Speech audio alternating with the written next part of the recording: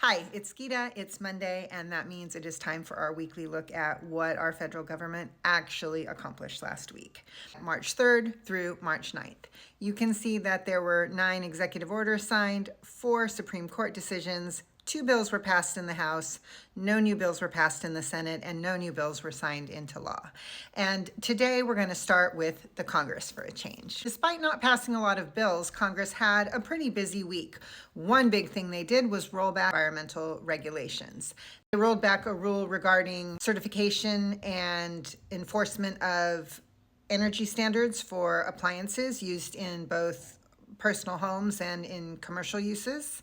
They eliminated a rule establishing emission standards for hazardous air pollutants generated by rubber tire manufacturing. And they eliminated a rule expanding the boundary where there are protections for marine archaeological resources, which is essentially making it easier to drill offshore. Congress also voted no on a rule which sought to define third-party financial intermediaries as general use digital consumer payment applications. I'm talking about entities such as Venmo, Zelle.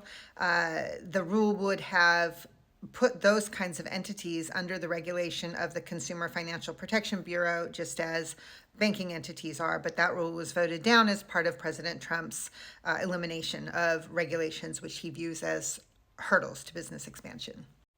And finally, a rule looking to regulate cryptocurrency, specifically requirements for brokers to report gross proceeds, was not approved by Congress.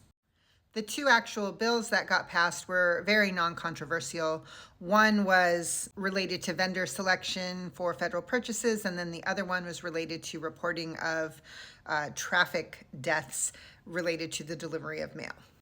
In the Senate, there were a few more approvals of presidential nominees, including Linda McMahon for Secretary of Education. Linda McMahon is a billionaire professional wrestling mogul, a major Trump donor, and supporter of school choice initiatives.